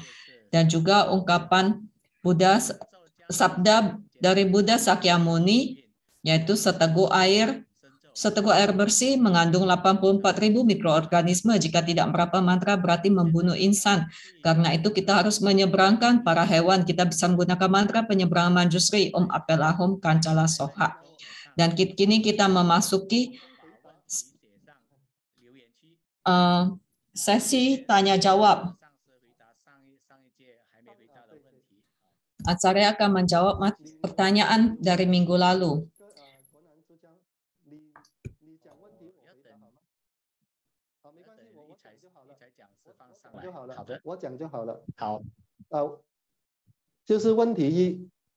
Pertanyaan pertama, akhir bulan Juni saya akan pergi ke Seattle selama 1 bulan. Bagaimana dengan altar saya? Dulu saya pernah ingat ada yang berkata kepada saya jika akan bepergian, maka tempat dupa di pendupaan kita harus menyalakan 3 batang dupa secara dibalikkan. Lalu kita menaruh dupa secara terbalik 3 batang, lalu air dan juga air sabun, mangkoknya kita balikkan. Lalu saat kita pulang ke rumah lagi dan akan bersadana, kita boleh menggunakan 3 batang dupa ini untuk dinyalakan dan mengisi air putih dan air sabun. Apakah ini benar? Mahaguru dulu pernah berkata, jika akan pergi dalam waktu yang lama, Anda harus melapor di altar. Katakan kapan Anda pergi dan berapa lama. Jadi Anda melapor kepada para Buddha Bodhisattva di altar Anda, kapan Anda akan pergi dan berapa lama. Lalu setelah Anda pulang, Anda kembali bersadana. Lalu Mahaguru juga pernah menambahkan, saat akan bepergian lama, sesuai tradisi Tantra Tibet, misalnya di altar itu ada sosok yidam Anda, boleh Anda bawa rupanya dalam bentuk ukuran yang kecil. Anda bervisualisasi terlebih dahulu, semua Buddha Bodhisattva yang Anda persemayamkan di altar mandala Anda, semuanya bercahaya dan memasuki rupang dari yidam yang sosoknya kecil, ukurannya kecil. Dan Anda bawa itu. Misalnya Anda menginap di hotel, maka rupang yidam itu boleh Anda semayamkan di hotel, lalu Anda bersadana menghadap kepadanya.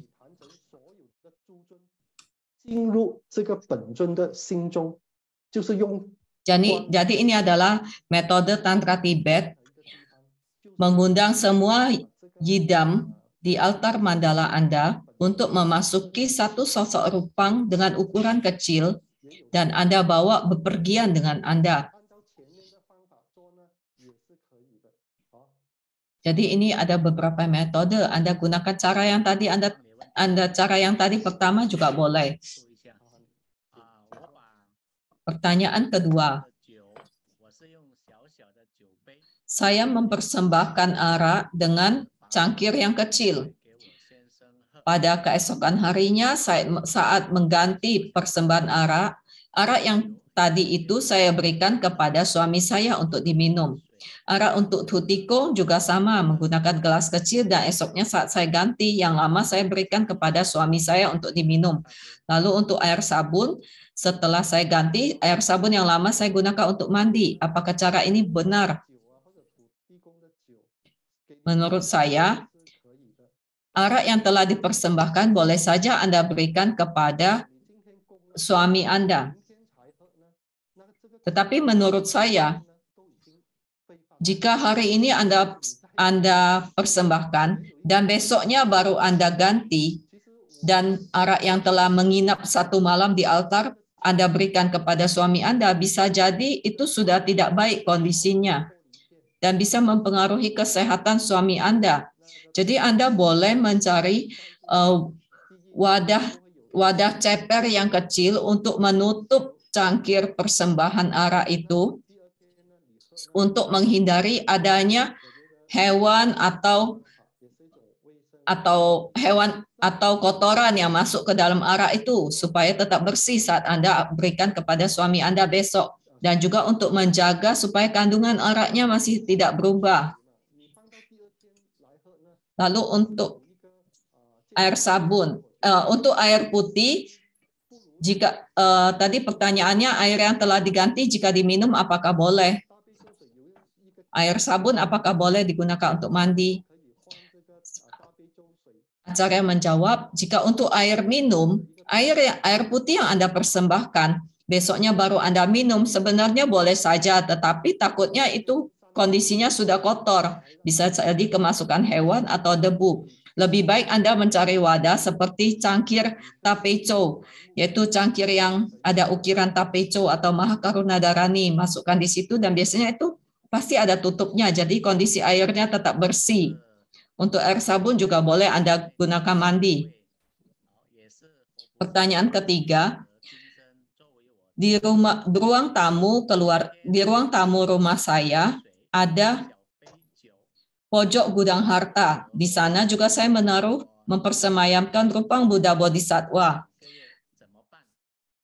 Dan di sana saya mempersembahkan secangkir kecil air, arak, dan buah serta bunga. Saat saya akan bepergian, kira-kira 1 atau 2 bulan, apa yang harus saya lakukan? Karena suami saya pasti tidak mau mengganti persembahan ini setiap hari. Acarya menjawab, sama seperti pertanyaan pertama.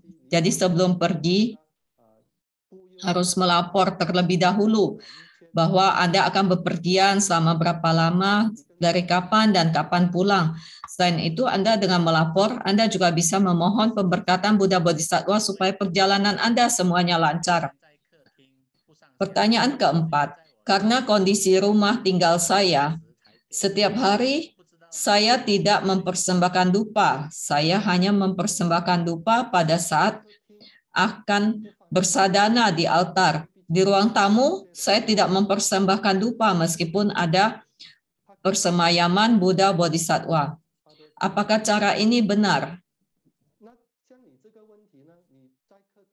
Acarya menjawab, banyak sekali rumah yang tidak memungkinkan untuk membakar dupa. Itu tidak masalah. Yang penting pada saat Anda akan bersadana di depan altar Anda persembahkan dupa. Tetapi jika tetap tidak bisa juga tidak masalah. Harus melihat kondisi tempat tinggal Anda. Ada yang tinggal di apartemen, itu tidak memungkinkan. Persembahan dupa melambangkan hati Anda. Jadi yang terpenting adalah batin Anda. Batin Anda suci dan bersih. Batin Anda tulus, hati Anda tulus, itulah yang terpenting. Jadi persembahan dupa melambangkan ketulusan hati.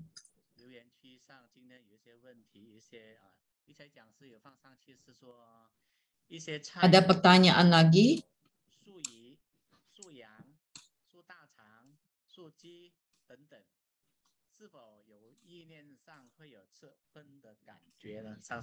Untuk makanan vegetarian, seringkali mengambil nama dari makanan hewani. Jadi misalnya daging ayam vegetarian, daging sapi vegetarian, dan sebagainya.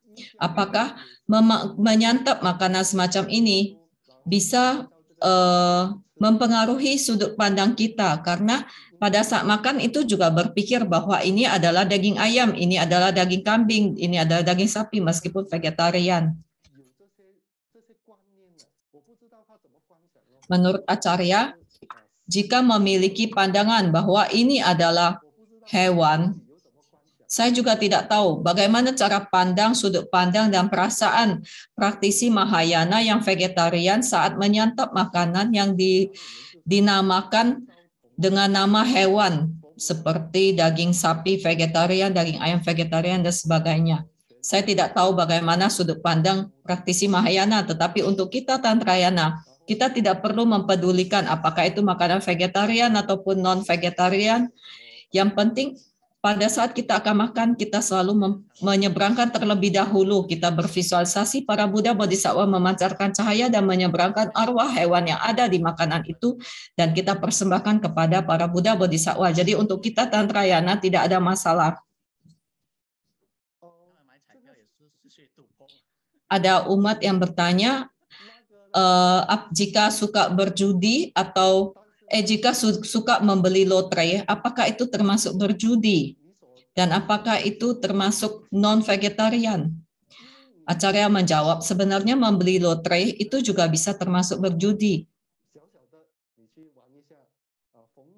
Tetapi itu semua tergantung cara berpikir Anda. Misalnya Anda hanya bermain sedikit untuk untuk refreshing saja. Itu tidak masalah. Tetapi yang terpenting adalah tidak boleh kecanduan. Banyak hal yang menimbulkan masalah jika kita telah masuk terlalu dalam atau mengalami kecanduan. Misalnya, saat membeli lotre, terkadang lotre itu juga memiliki unsur dana. Jadi ada juga perusahaan lotre yang membagikan keuntungannya, menyumbangkan keuntungannya untuk yayasan sosial. Jadi semuanya tergantung sikap batin Anda.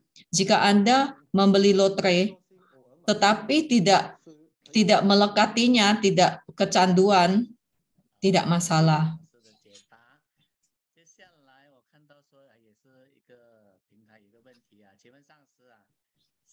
Ada pertanyaan lagi?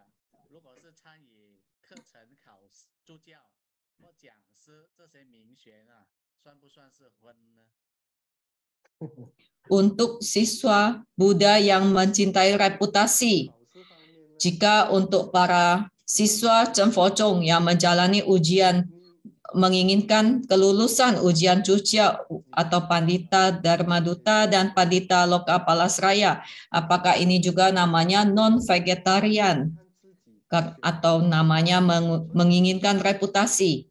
Acarya menjawab, sebenarnya menjalani ujian Dharmaduta,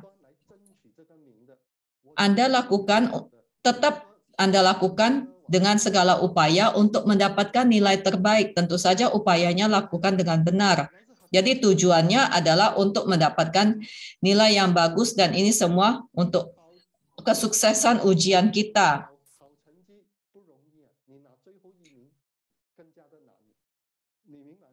Sebenarnya dalam menjalani ujian, mendapatkan juara 1 itu tidaklah sesulit mendapatkan juara terakhir, juara buntut.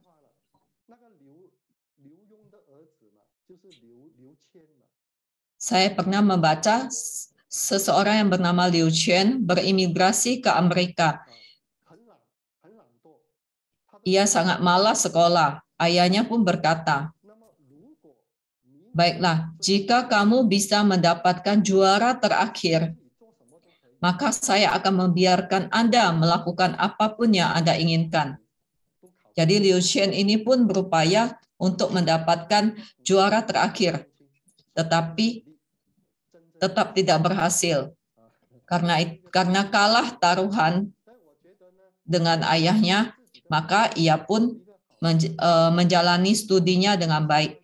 Jadi menurut saya, dalam menjalani ujian Pandita, sesungguhnya kita memang harus berupaya mendapatkan nilai yang terbaik. Ada pertanyaan lain? Jika kita menjalani bisnis atau jika kita menginginkan keuntungan yang sangat besar, apakah ini termasuk melekat, termasuk keserakahan dan termasuk non-vegetarian? Acarya menjawab, jika Anda ingin mendapatkan keuntungan dan sikap batin Anda adalah menginginkan sebanyak mungkin dan tidak pernah berpuas diri, kapankah Anda akan puas? Jika Anda mendapatkan keuntungan dan Anda memiliki pemikiran bahwa saya menggunakan kemampuan saya sendiri untuk mendapatkan keuntungan, itu boleh saja.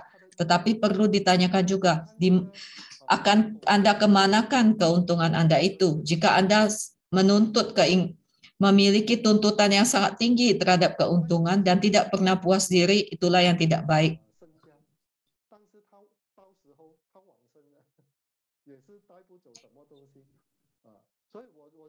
Ada seorang kaya hartawan yang memiliki harta sebanyak 8 triliun, tetapi saat ia meninggal, 1 sen pun tidak bisa ia bawa.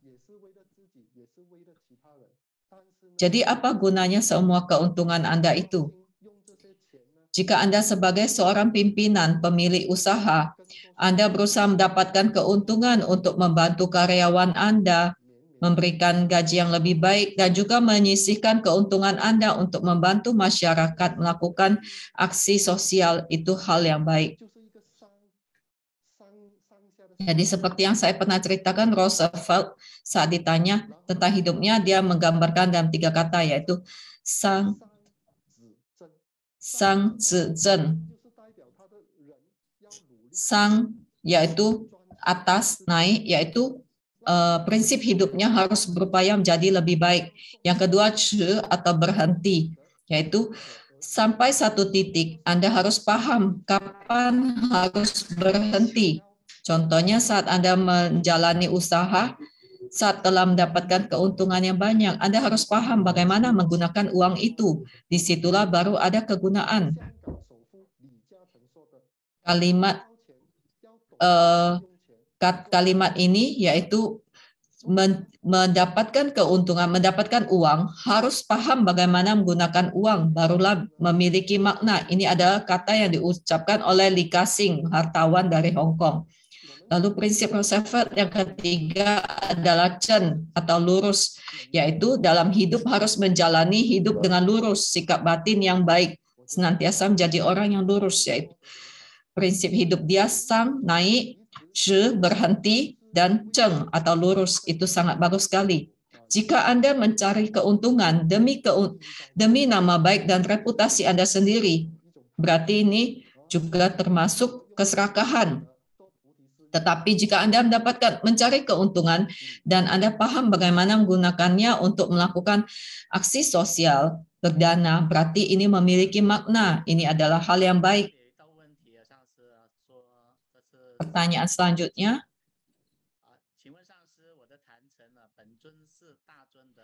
Di altar saya, hidamnya adalah terupang yang besar ukurannya, jadi tidak mungkin dibawa pergi. Jadi apakah saya menggunakan cara pertama, yaitu membalikkan dupa itu?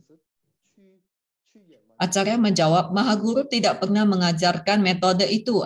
Mahaguru mengajarkan supaya kita melapor di altar, memberitahu saja. Jadi sebaiknya tidak perlu melakukan hal yang aneh-aneh. Cukup membakar dupa, mempersembahkan dupa, dan melapor kepergian kita, itu saja sudah cukup. Ada pertanyaan lagi? Sebelum makan, sebelum merapal mantra penyeberangan Manjusri, apakah kita harus merapal mantra Padma Kumara sebanyak 7 kali dulu, atau mantra pembersihan baru merapal mantra penyeberangan Manjusri? Jawaban Acarya, jika sebagian orang yang senantiasa melakukan visualisasi mula carya menetap terlebih dahulu di atas puncak kepala dan bervisualisasi mula carya lensa menetap di puncak kepala baru melakukan mantra penyeberangan Manjusri, boleh saja ia merapal mantra mula carya 7 kali terlebih dahulu baru melakukan metode penyeberangan Manjusri.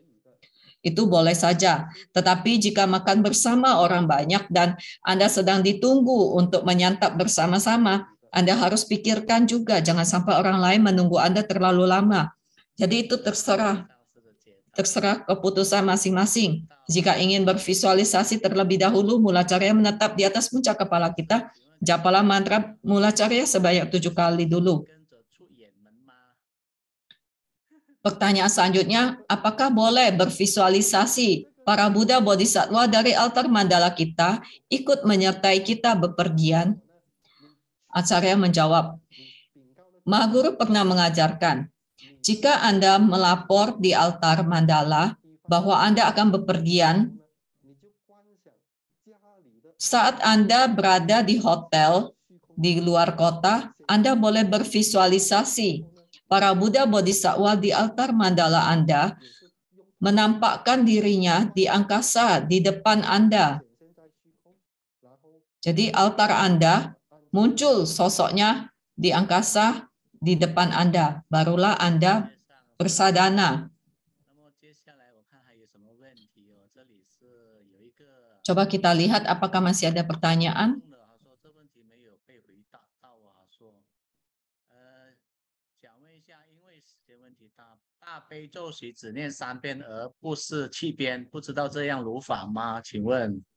Apakah boleh membuat air Mahakaruna Dharani dengan merapal 3 kali saja? Mahakaruna Dharani dan bukan 7 kali? Acarya menjawab, merapal 1 kali pun juga boleh. Jadi menurut Acarya, jangan saat butuh baru kita merapal Mahakaruna Dharani. Banyak orang yang berjodoh dengan Kuan Yin Pusat atau Bodhisattva Avalokitesvara dan ia suka merapal Mahakaruna Dharani. Setiap hari ia merapalnya. Jadi pada saat butuh Anda rapal 1 kali pun sudah boleh. Atau Anda mempersembahkan air di altar dan merapal Mahakaruna Dharani. Saat butuh boleh langsung digunakan. Atau tidak merapal Mahakaruna Dharani tetapi merapal mantra hati. Bodhisattva Avalokitesvara. Eka Dasa Muka Bodhisattva Avalokitesvara atau maka pada saat membutuhkannya boleh langsung menggunakannya. Jadi seperti kita telah menabung setiap hari mengisi rekening kita di bank. Pada saat kita butuh bisa langsung diambil saldonya. Hari ini karena tidak ada bantuan dari penerjemah bahasa Indonesia, maka pertanyaan dalam bahasa Indonesia akan ditampung terlebih dahulu dan minggu depan baru akan dijawab.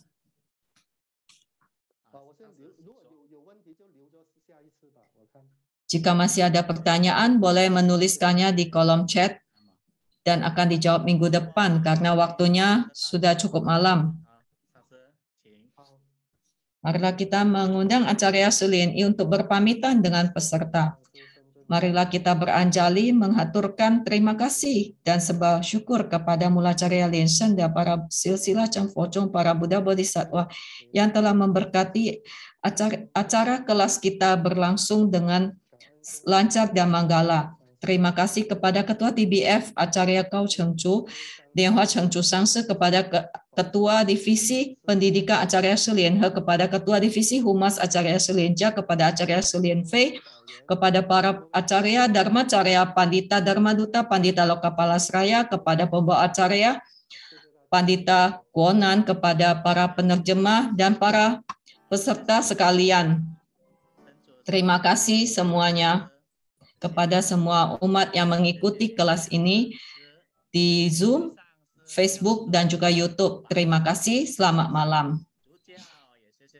Sampai jumpa minggu depan. Terima kasih juga kepada Acarya Sulian'i, kepada penerjemah bahasa Inggris, Acarya Pandita Ichia dari Singapura, dan penerjemah bahasa Indonesia, Pandita Feni dari Indonesia. Terima kasih semuanya kepada semua relawan dan juga tim back office.